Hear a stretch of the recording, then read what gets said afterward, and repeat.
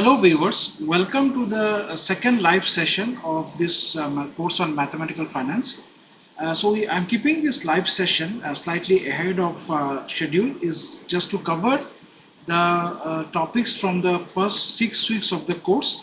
And as you are aware that from this Monday, the second half of the course started from the seventh week was started off by my co-instructor, Professor Selvaraju. So in today's lecture, today's session, we were essentially going to cover, address questions that have been raised pertaining to the first 6 weeks of the course, and I will prefer to restrict the questions to the topics that have been covered in the first six of the course, and kindly avoid the questions pertaining to career advice and so on, as has already been indicated, and we'll focus on basically the topics that have been actually covered in the course. So let me just address, there have been three questions that have been given so far that we have received. One is from Keshav. Keshav asks that if there is any industry support for students who perform well in this course. But as of now, we do not have any tie-up to sort of extend this the performance of the students, linking that to any industry opportunities. And again, it is difficult for me to answer the second question, which says that whether you can apply for entry-level quant analyst position. So you can certainly try applying. It's up to you, and hopefully you will succeed with that. The second question is from Saurabh Suman, and he says that once the question is over, how do I further build my understanding on the mathematical side of finance? From what I understand, this course will provide me with a good starting point, but I want to develop more practical understanding, and I currently work in risk management in the credit risk analytics space. So how do you build your understanding of the mathematical point of view? So for that, I recommend that you please look up at the references and the texts that have been listed in the course announcement page. I have already started talking in the sixth week from the book by Shrip, and Professor Selvaraju will talk extensively from Shrip. That is widely regarded as one of the most important and basic texts in mathematical finance from the point of from the mathematics point of view. And also, I suggest you also look at aspects of computational finance, because at the end of the day, from a practitioner's point of view, we have to know the key aspects of implementation, for which there is a book by Paul Glasserman.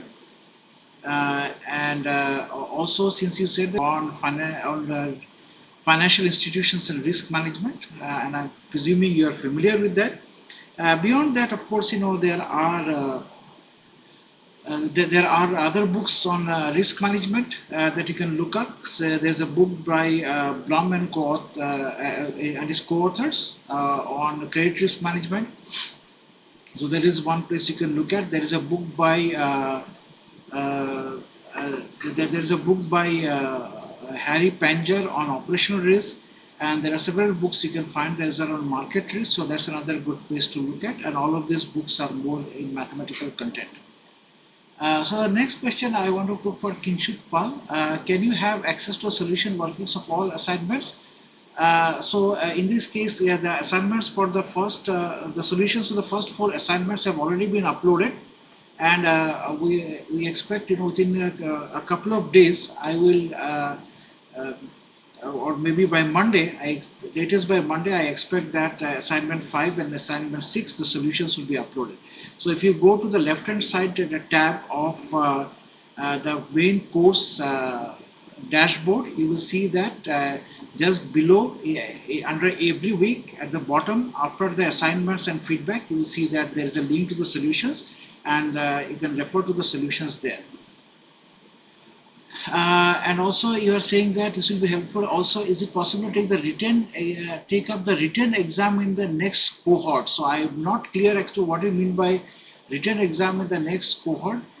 The way that it is set up is we have provisions for entering the answer or a numerical answer, or a multiple choice. So at this point, in this run of the course, we do not have any provision for detailed written answers or descriptive type of questions. I am assuming that is what you mean by the written exam.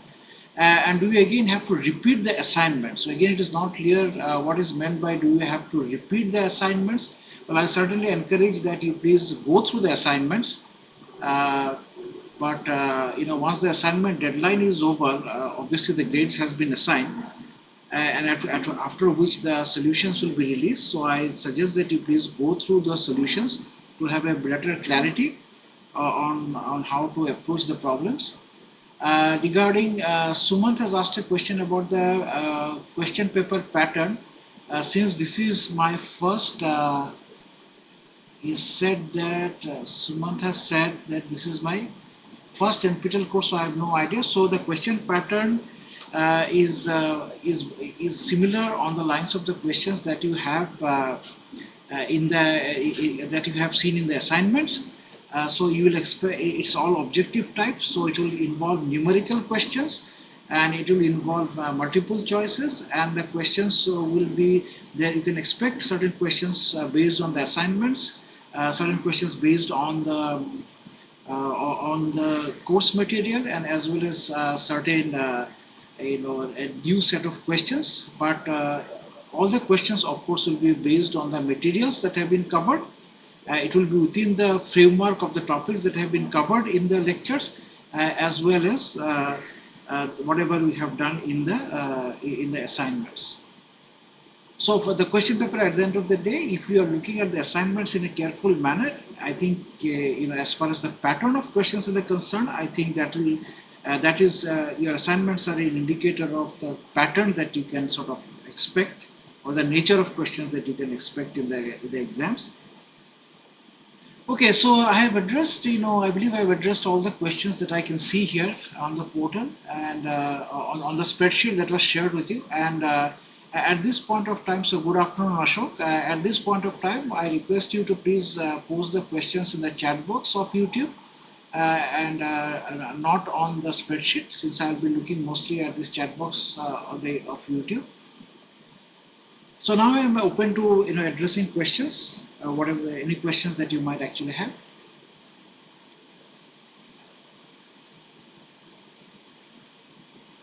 See, King Shuk, this is you were checking if you can take the written exam on another day other than 20th December. So, so here, if you, as far as I know, that there is, I really don't know the details about what the exam dates are. So you please take this up directly with NPTEL, since it's a matter pertaining to the logistics of the exam. So you just please verify with them if you can take the exam on a date other than the 20th December. Also, you have asked a question about if you want to take it up. If I take this up in the next semester, do I have to again take up all the assignments once again? So at this point, we have no plans of offering the course next semester.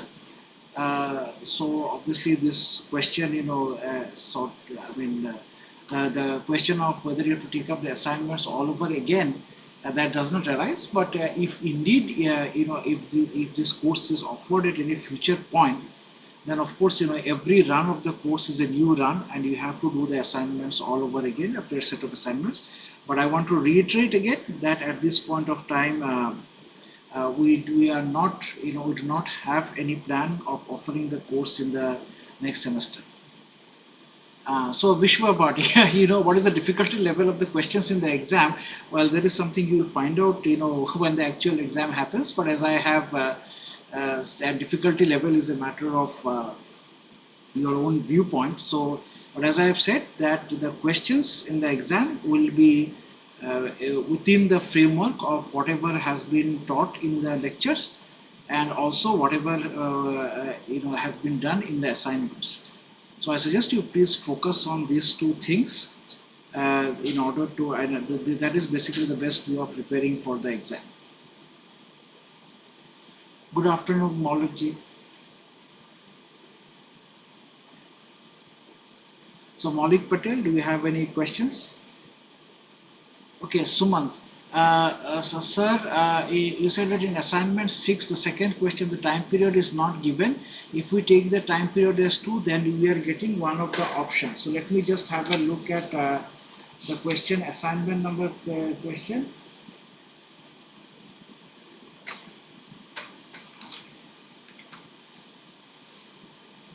Okay, so we said that consider binomial asset pricing model with R equal to 4% are defined as asset both the central and possible pay of the holder. Yes, yes, if you take the time t equal to 2, then you are able to get one of the options. Yes, you have rightly pointed out that the information about the time points is missing. So I'll have just a look at it. So Sumant, I'll have a closer look at exactly what needs to be done with the question, because as you have rightly pointed out, uh, in absence of the time the number of time periods for the binomial model not being a part of the question, the, and you have to take it to be t equal to 2, that has created some confusion. So I'll have a look at this, and thank you for pointing this out.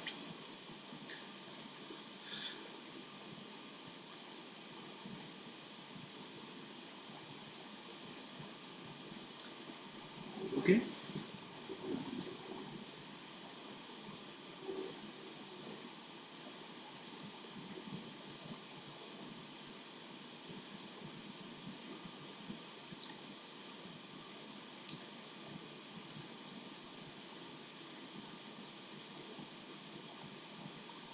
So please, yes, Amresh. Sir, assignment 6, question number second condition is not satisfied for the application strike price. So again, this is a question pertaining to question number 2. Second condition is not satisfied for replication. So can you please elaborate as to what you mean by the second condition is not satisfied for replication? Amrish, can you please just elaborate on what you mean by the second question, the condition is not satisfied for replication, the strike price is 50?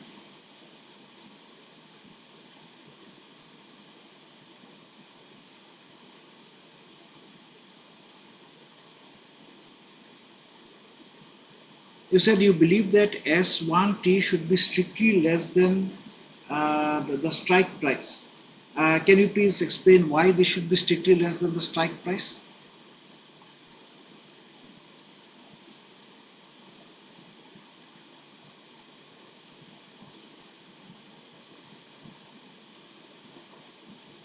And where have you come across this condition that S1 should be strictly less than the strike price?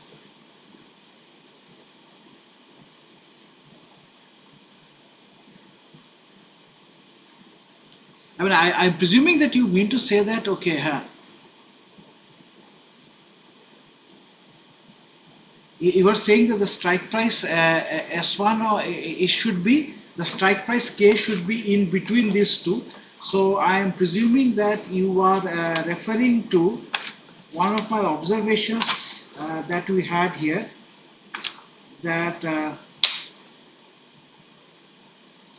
well, I said that suppose, so if you look carefully in lecture number 16, I said that we assume that S1 of t is strictly less than k less than S1 of h, and this results in two possibilities. Okay, so that was a specific case when I assumed that S1 of t being strictly less than k is strictly less than S1 of h. So I did not say that this is always necessarily going to be the case, right?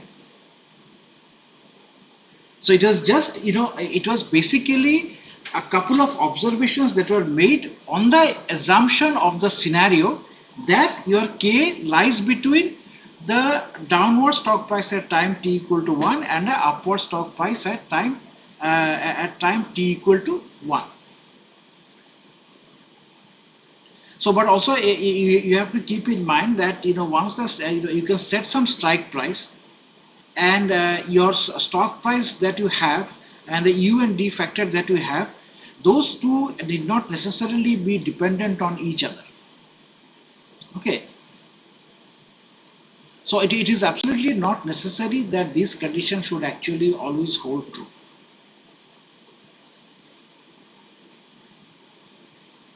So again, Amrish, thank you for asking this question, because I understand that how this could have led people to assume that this condition always holds true.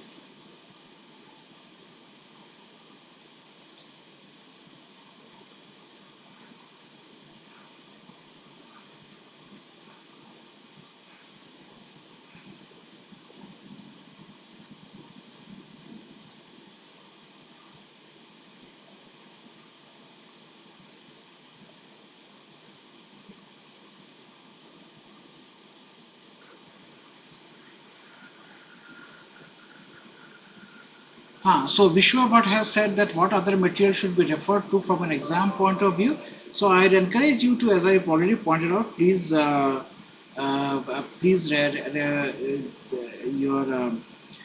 please refer to the notes and the assignments. And also, if you want to go beyond the lecture notes and assignments, you can refer to the corresponding textbooks that have been referred to at the end of each of the lectures. So if you observe, at the end of each of the videos, we have added the reference of the book from which the material was referred to. So I believe that these three should be sort of a comprehensive set of materials that you should refer to. Sumant, you said that whether we will get only MCQs and fill in the blanks. So you will have objective questions of different types. Uh, so you will have to, similar to what you have already got in the assignments. And Sumant also asked no descriptive questions. No, there are no descriptive questions. It is all objective type. So you have to add some numerical value, or it is going to be multiple choice or some variations of that. Kingshuk, I mean, that's a very specific questions about the exam. So at this point, it is difficult for me to answer this question. So it's a very specific questions about the exam. But the topics of the exams, of course, will be covered from the beginning to the end of the course.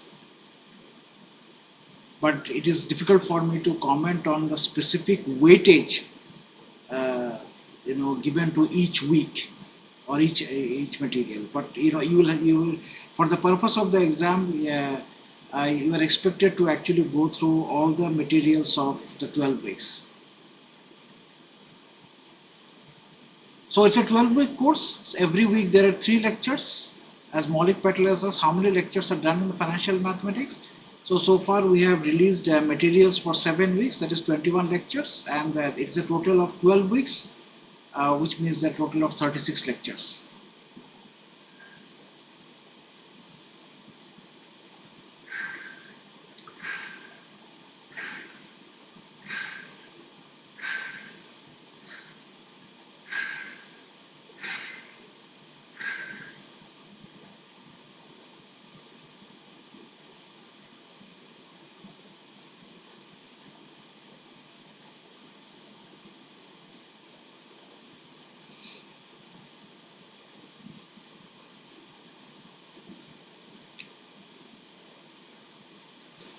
So kindly post your questions, any further questions that you might have.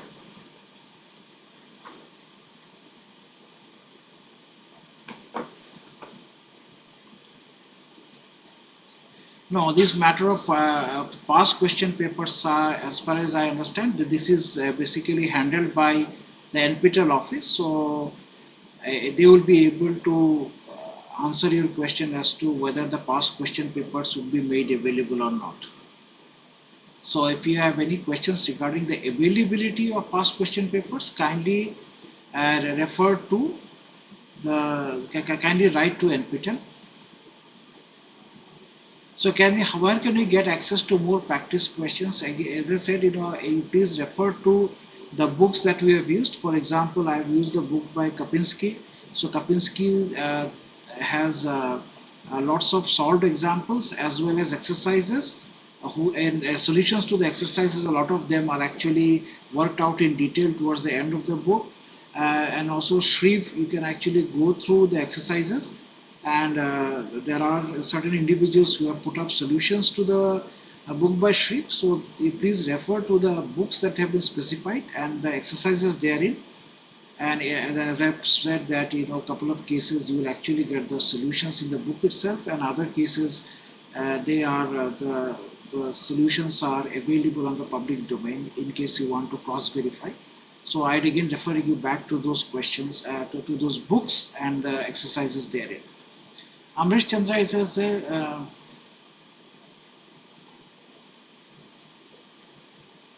so sir, if a contract is initiated, so Amrish Chandra has asked, if a construct is initiated t equal to 0, then what does it mean that a contract is initiated at t less than t? As I understand, I said that when t instance of t, when contract initiated will only be t equal to 0. So when a contract is initiated, so a lot of times what you do is that the point at which you want to initiate a contract, you sometimes designate a time t equal to 0. But sometimes instead of calling that particular time to be t equal to 0, we can leave it generically at time t.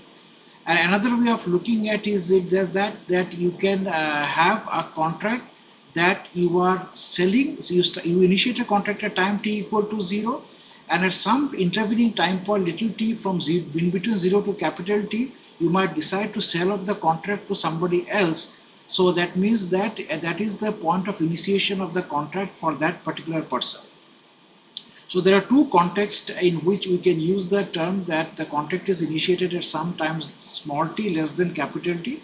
One is that if you stop identifying the point at which you initiate the contract and setting it equal to 0, instead of calling it to be equal to 0, you just call that it is at time small t. And another context is that you set it to be equal to 0, but then you decide to sell off your contract to somebody else. Then from that point of view of that person, their contract is being initiated at some time small little t.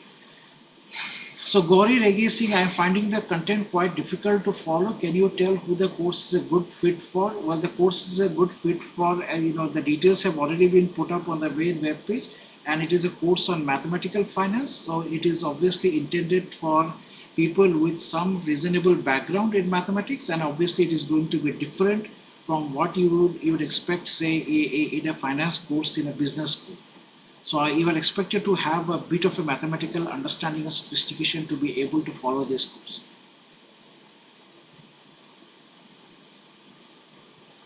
So Vishwavad, I have already elaborated that for the purpose of the exam, you please refer to the lectures and the transcripts and the assignments.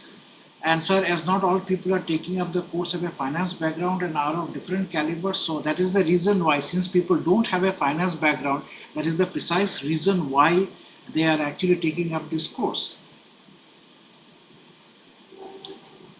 If so, then it will turn out to be very difficult to understand the questions. Well, the questions, as you have observed so far, are based on the lecture material, so it is not clear to me exactly where the difficulty in understanding the question arises from.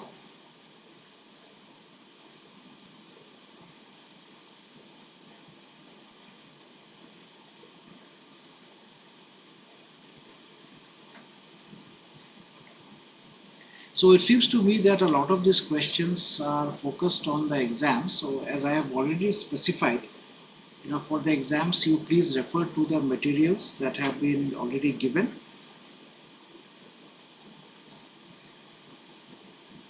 And I just want to sort of reiterate that the name of the course is Mathematical Finance. So obviously, it will include aspects of both mathematics as well as finance. So that is the whole purpose of this course, that to introduce people to how mathematics is actually used in finance beyond what one would typically expect in, say, in a business in a program course on finance.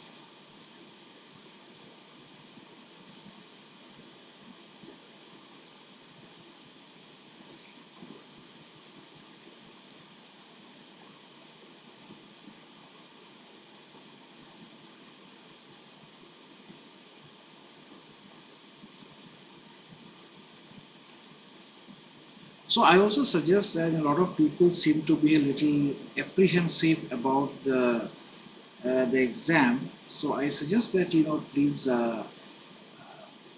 not be so apprehensive about the exam, and please focus on the material that have been given along with the assignments.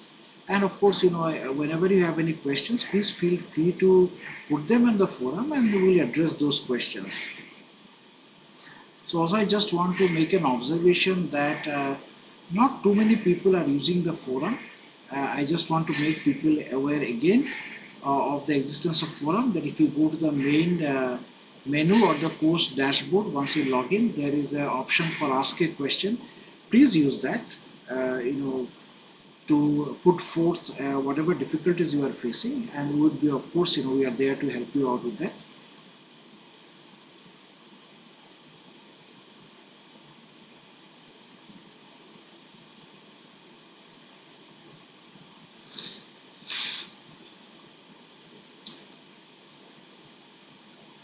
So please put forth, are there any other questions that you would like to be discussed? Please put them in the chat box on YouTube.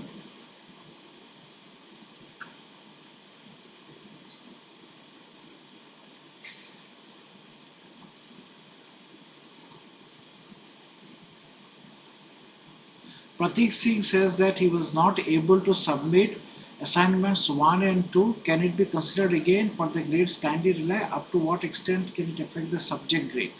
So here I will answer your question in two parts. So the assignments have a due date, and sufficient time is given for them.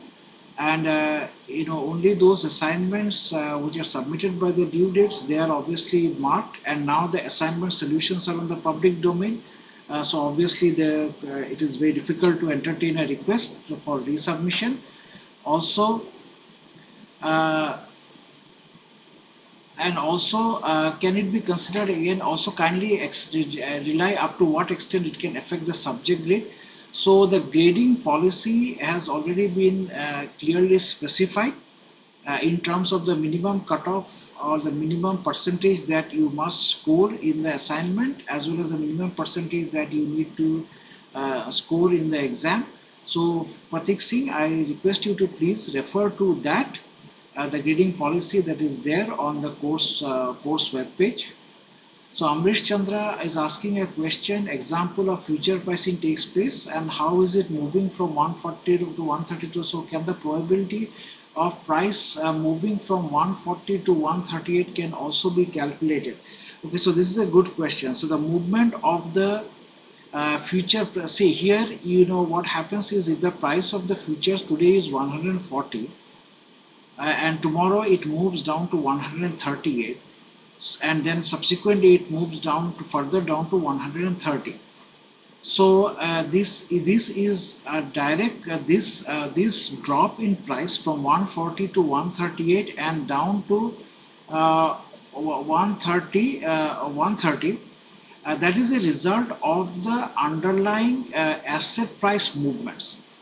So if you want to calculate the probability of the price moving from 140 to 138, so in principle this means that what is going to be the corresponding probability of the asset price moving from the current value to a certain value, which will result in the forward price being 138. So now the probability of calculating that in principle may be possible, but in practice it is obviously going to be considerably very difficult. And this is again similar to figuring out what is going to be the probabilities of the movement of the asset price under different scenarios. So in practice, unless you have a model, so accordingly, in order to predict, so what you do is that the prediction mechanism of this movement of the futures price is slightly more difficult in practice to be done in terms of just making use of the probabilities. So that is the reason why for the calculating or estimating the movement of the futures price, there are the models which are taken into account. Those are the models which are driven by stochastic differential equation. So in summary, to answer your question, In principle, one can model a mechanism by which you can calculate the probability of the prices movement of the futures price, but in practice, it is obviously going to be much more difficult. Okay, Amrish Chandra has asked a question. I understood how future pricing is done considering the margin account. Okay. So is there a follow-up question, Amrish? I mean, this what you have said is a statement, uh, conveying that you have understood the mechanism of the margin account and marking to market. Okay, Vishwabhat. So what is the payoff in options? So payoff in options is basically the amount of money that the holder of the option or the seller of the option uh, can make. So now here, as I said, there is a call and a put option. So let me first address the question of what is a call option. So the call option is the right to buy the asset. So suppose that a party A has bought a call option from party B. That means party A has the right to buy the asset from party B at a predetermined price. So suppose that the predetermined price at which they can buy the asset, that is going to be some 100 rupees. Now suppose that is the price that is determined today. Now suppose that at maturity time capital T, the stock price can have many different values. So suppose the stock price is 110. In case the stock price is 110, then the party A, they will make an observation that if I have the right to buy the asset, so if I buy the asset for 100, then I can immediately sell it for 110. So that means it is going to give me a profit of 110, which is the stock price S of capital T, minus 100, which is the strike price K. Now in case it is so then it becomes S of T minus K, and in case if it is below 100, then it does not make sense for them to buy the option buy the asset, because then they will have to buy the asset for 100, but the market price is lower. So why do I buy something for 100 when I can find the same thing in the market for a lower price? So then the payoff for the party for a call for the holder or the party with the right in a call option is going to be either S of t minus k if S of t minus k is greater than or equal to 0, or it is going to be 0 if S of t is less than less than k. So these two can be combined together to give you maximum of S of t minus k comma 0. So the payoff is now for each type of option. So for a call option, there is going to be two payoffs. One is from the point of view of the party with the right or the holder of the option, and the other is for the other party, which is the seller of the option.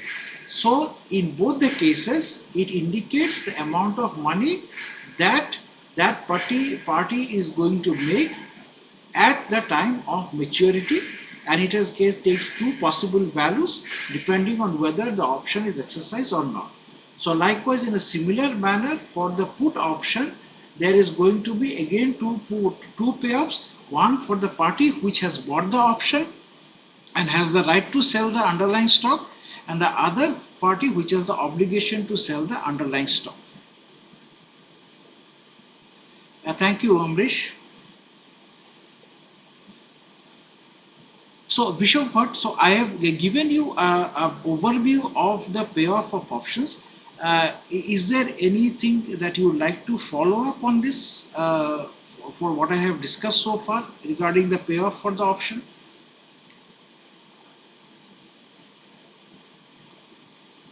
Payoff is basically pay off, means whatever it pays off at the maturity. So that is sort of, you can view this as a literal translation of the notion of getting paid off.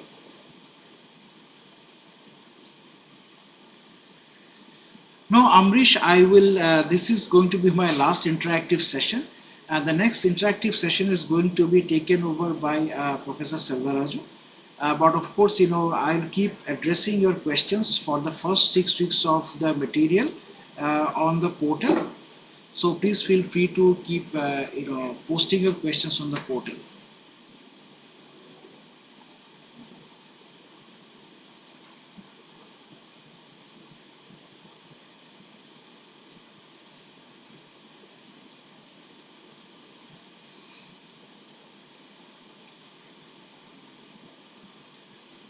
Yes, Bishop. So the payoff would be loss for one party and the profit for the other party. You are correct. Say, because for example, if I go back to the 110 and 100 example, in case the party A buys for 100 and sells it for 110, then the profit is for 10. So correspondingly, for the party which was under obligation to sell, because they were under the obligation, they were forced to sell the asset for 100, but had they not got into the option contract, they could have sold it off in the market for 110. So that means they are forced to sell it off at 100, which is 10 lower than the market price. So party A makes a profit of 10, and correspondingly, as a result of that, party B loses an amount of 10. And in case it is 0, then the contract is not executed. In case the payoff is 0, so no party gains or loses anything. So under both the scenarios, the sum of the payoffs is going to be equal to 0. So it is basically a payoff. Either means that nothing happens, no party gains or loses, or it means that the party which has the right or the privileged position, they will gain at the expense of the party which has the obligation, which will take the losses.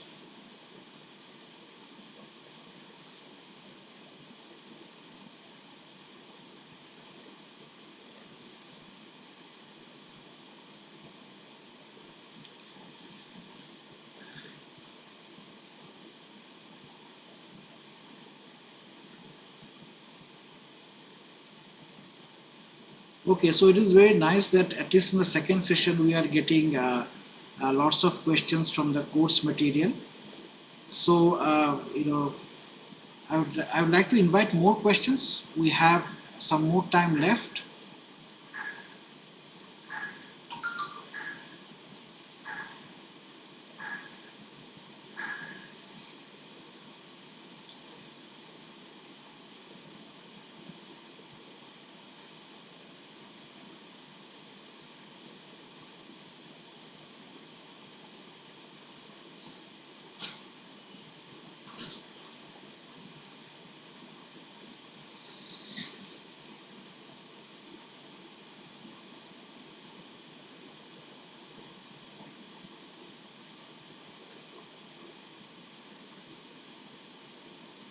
Okay, so for these particular questions, if you remember that this particular question which talked about,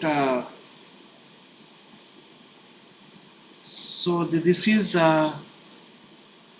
question 8 of assignment number 6. We said that in the replication strategy, the number of unknowns to be determined for the 2-period time model. So this is just a question straight out of the lectures. So here when I say that we have the number of unknowns that we have to determine, so for that you have to refer back to the last week of lectures, and if you observe carefully here that in lecture 17 we have to determine uh, uh, the values, and we have to determine the values of 6 unknowns, and these unknowns are the delta 1 when there is a head, delta 1 when there is a tail, and the values of x1 when there is a head and when there is a tail, and then of course your v0 and delta 0. Okay.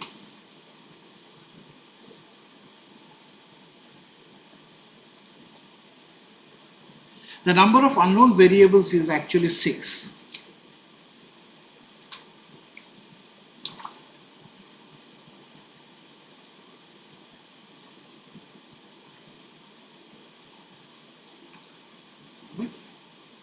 So if you refer back to the lecture number 17, equation number 2, how you solve to obtain V0, it will involve figuring out 6 different values. So it's a question straight out of the lecture 17. Sir, what would be a strike? What if the strike price is more than the present stock price? Okay, so this is a good question. What if the strike price is more than the present stock price? So you have to see this question in the context. So, uh, so uh, So this is mostly, see, if it is an American kind of an option, then it would most possibly immediately create a no arbitrage opportunity, and you can work out the details. In case of a European type options, I don't think is going to matter so much. But in case of an American type option, it definitely is going to be critical. So let me actually give you an example regarding why this question of so what if the strike price is more than the present stock price? So the strike price is more than the present stock price. So suppose that your strike price is more than the stock price. So what you can do is that because the strike price is more than the present value of the stock, so what you can do is that you can buy a put option which will give you the right to sell. So accordingly, what you do is that you buy a stock at the present price and you immediately sell it for a higher price, which is the strike price. And you immediately make a profit of the difference between the strike price and the present stock price. So that is one possibility, and this question is relevant more in case of an American option. No, Ambrish, the question was that the replication strategy is the number of unknowns to be determined. So when I'm talking about the replication strategy for pricing of options, I obviously mean that you talk about only one kind of option. So you either pick a call or a put option, and accordingly you have to determine the six number of unknowns.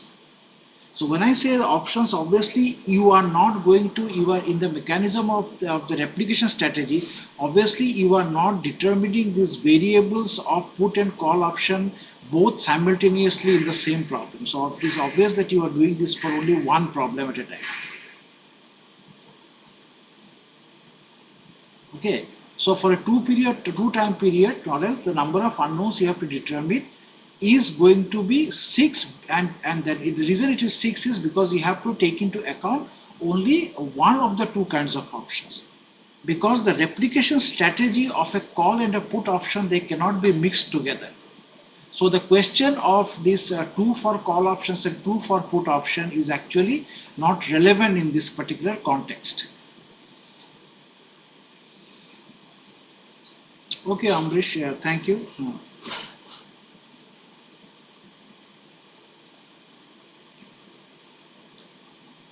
So I would like to invite more questions.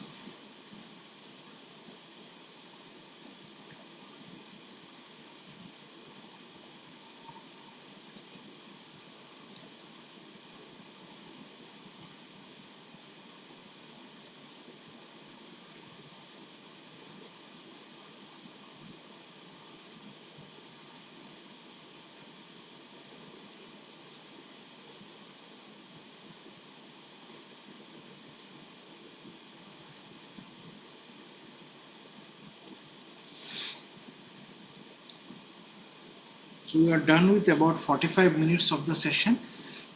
So please post any further questions that you might have.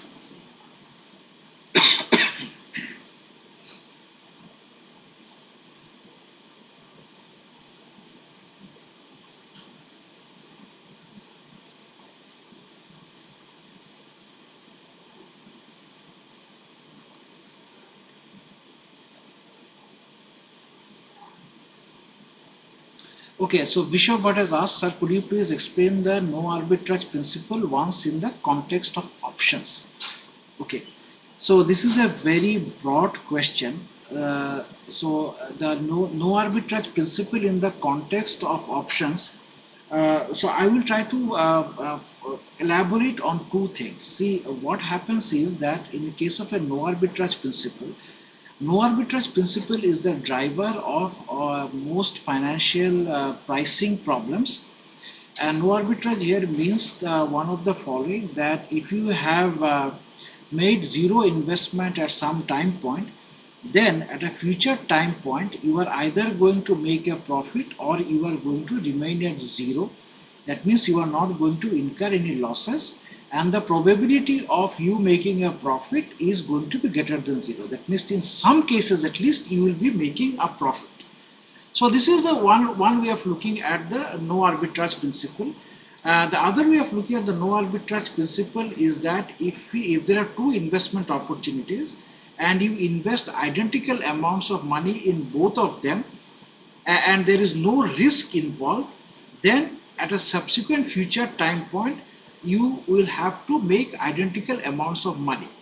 Now, if it turns out that you have invested identical amounts, you are offered with two investments where you have made an investment of identical amount of money, but in one case you end up making a larger amount of money at a future time point, then obviously there is an arbitrage opportunity that will exist, because arbitrage opportunity in a literal sense essentially means making a riskless profit. So what in the context of option, the no arbitrage principle, what it does is the following. That so if you look at the week 5 of lectures, in that context, it is used for looking at some properties such as the put call parity. So typically what it is done is that in this case you have to prove a certain relation or obtain a certain relation, typically for some pricing mechanism, and you assume that that relation does not hold. Now, once you assume that that relation does not hold, you look into what are the possibilities resulting from that relation not holding. So if I say that a number A is not equal to B, this means that either A is greater than B or A is less than B. Because if you have two numbers, there are only three possibilities. Either they're equal, or A is greater than B, or A is less than B. So then the strategy is that if you are trying to prove them to be equal, then you have to eliminate that possibility of the other two holding true. That means you have to prove that A cannot be greater than B, and you have to prove that A cannot be less than B. So that you prove by making use of a no arbitrage principle. And the no arbitrage principle basically means here that if you assume that your A is greater than B, then you make some sort of an investment strategy at time t equal to 0, and which leads you to prove that if A is greater than B, which is what you have assumed, then there is some arbitrage opportunity. And there cannot be any arbitrage opportunity in the market because there cannot be any pricing mismatch or valuation mismatch. So that means that your A cannot be greater than B. In a similar way, you prove that your A cannot be less than B. So this leaves you only with the possibility of A equal to B. Now, if you look at the material of 6th week, which is more mathematical in content, so there the no arbitrage principle plays a role where you are using the no arbitrage principle in order to price the problem in terms of replication. So there what you do is that the idea is that you must price your the context of no arbitrage principle using this risk neutral valuation that you see in week 6 of the material, is that you have to make the price of the options in a manner that you don't the price should be exactly such that if that is invested using the replicating strategy, then at the final time point, the party which is at a disadvantageous position, namely the writer of the option, the amount of money that they have in hand as a result of the investment that was made at time t equal to 0, and this time t equal to 0 investment was done making use of the money that was the price of the option, that money must exactly match the profit that or the payoff that the party with the right or the holder of the option makes at the maturity. And this is again another application of no arbitrage principle. The no arbitrage principle here, I mean, you have infinitely many different possibilities of the price of the option that you set at time t equal to 0, but the no arbitrage principle enables you to have a single price. See, if you have the possibilities of many different prices, then there is an element of doubt in the minds of people who are investing in the options market as to what exactly is the correct price. Now, if you are using the no arbitrage principle, because it removes the possibility of any riskless profit, it is a principle that will allow everyone a fair determination of the price as they can see at time t equal to 0. Subsequently, because of the market movement, it might turn out that that was not necessarily the correct price, but the no arbitrage principle ensures that sitting at time t equal to 0, whatever you have the projection for future, that is going to result in the correct pricing or price of the option at time t equal to 0. Okay, so Amrish Chandra sir, please explain the put call parity in layman term. What exactly do you come to know from put call parity? As you understand, put parity means equivalence, where parity stands here in put call parity. So here put call parity here in this context means a relation which connects the price of the put and the call option through parameters which are known at time t equal to 0. So you have CE minus PE is equal to S0 minus XC raised to minus RT. So if you look at those terms other than the price of the call and the put option, the remaining terms, namely the initial stock price S0, the risk-free rate, interest rate, and the maturity capital T and the strike price X, these are all known at time t equal to 0. So that means you have a relation connecting the put and the call parity, and it serves several purposes. So for example, one purpose is that if you have the price of a call option, then you can use this relation, price of a European call option, then you can immediately calculate what is the price of the corresponding European put option with the same strike price and the same maturity. Sometimes it will also enable you to figure out, whether if you know the price of the call option, this relation, then the price of the corresponding put option, they must satisfy the relation, and if they're not satisfying the relation, then obviously either the call option or the put option is incorrectly priced. So it is a very powerful tool, and it is the first result which connects and it serves the primary purpose it serves is a relation that connects the price of a European call and a European put through the parameters that are known. And likewise, put call parity estimate serves a similar purpose in case of American options. So obviously there we cannot have equality given the nature of the American put option, that you do not know what is going to be the time at which the option actually matures. Okay, Amrish has also asked another question. Is it the difference between the return of a put and a call option for a definite time period? Yes, in some sense you can determine this in the following way. So if you actually look at it carefully, you are writing that the difference in the price of the two option is going to be S0 minus XC raised to minus RT. So since the price of it is going to be the difference of the price of the two options sitting at time t equal to 0. Now that means that it is so if you actually multiply both sides by e raised to RT, then you can see that the future value. So actually, if you let me just write it down here.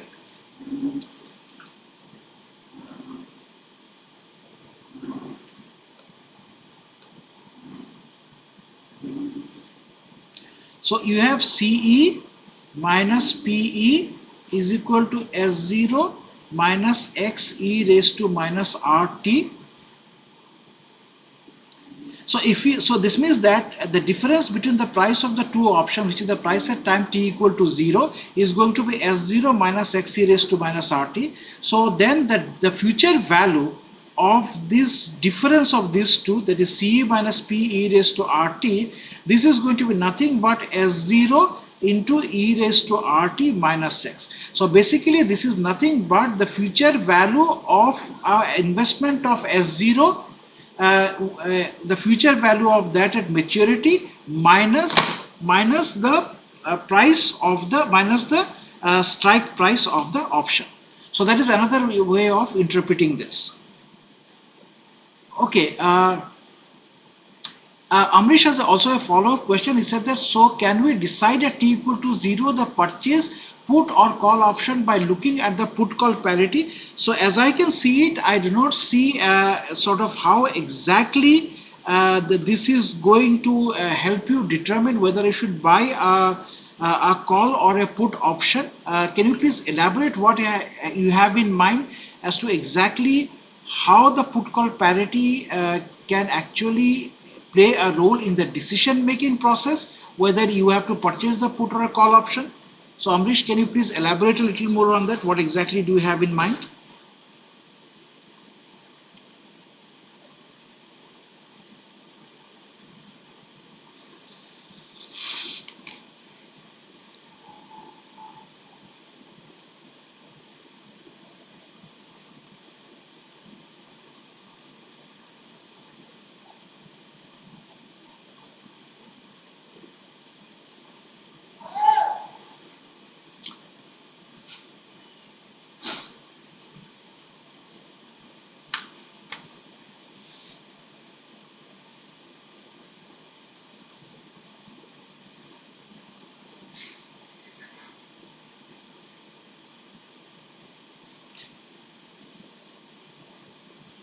So Amrish, perhaps you can post your question. So Bishop has a question. Can you please explain the fourth question of assignment 3?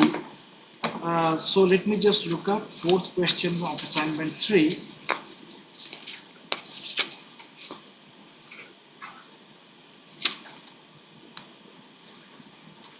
So the fourth question of assignment 3 is the following. So the question says that we consider the portfolio of two assets A1 and A2. So we have mu1, mu2, sigma 1, sigma 2, and the correlation or coefficient to be rho 1 to equal to 0. Then the weight of asset A2 at which the portfolio attains its minimum variance, what is the value equal to? So essentially what I have here is that I have a two asset portfolio where the parameters are specified, mu1, mu2, sigma 1, sigma 2, and your rho 2. So since your rho 1 2 has been is equal to 0, so that means the covariance is 0. So if you look at the weights for the minimum variance portfolio, so you already have the formula for the minimum variance portfolio. So so in this case what you have done is basically you have a formula for the weight of the second asset as a result of the minimum variance, determination of the minimum variance. So in that formula you please substitute the value of sigma to be equal to 0, and you substitute the value of your covariance to be equal to 0, and you substitute the value of sigma 1 and sigma 2, and then you calculate the corresponding weight.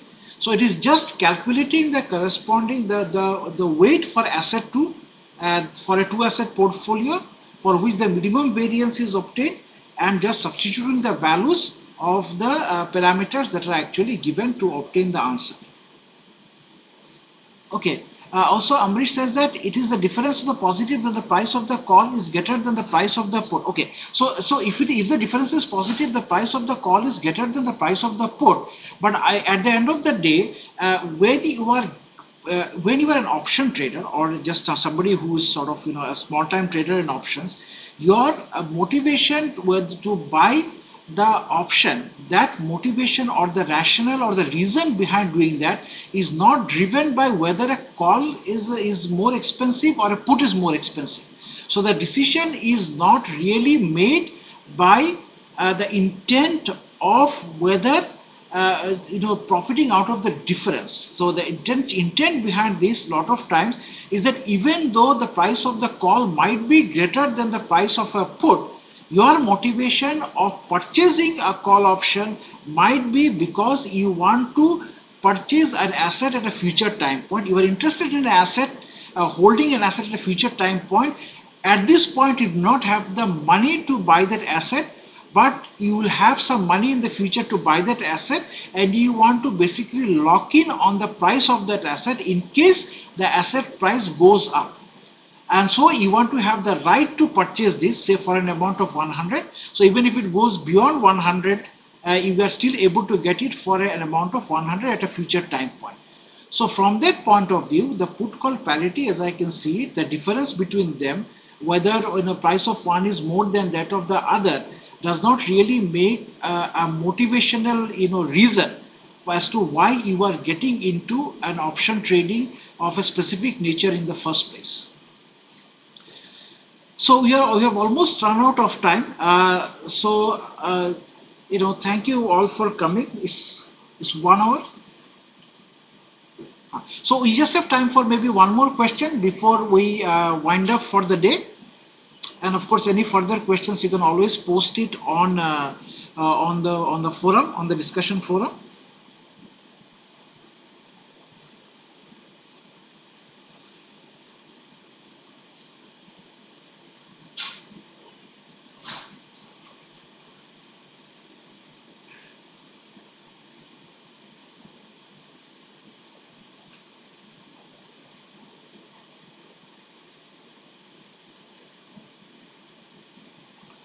Okay, if there are no other questions, we have actually come to the end of the session. I want to thank my audience, for actually patiently sitting through it and posting so many questions. Thank you, Amrish. And I thank you all. You have been a very enthusiastic audience, and I appreciate that. So Thank you again for enrolling for the course. And if you have any further questions, you please post them on the forum. So as I pointed out, the next live session will be taken by Professor Selvaraju. So thank you again for joining. So with this, we conclude the session for today.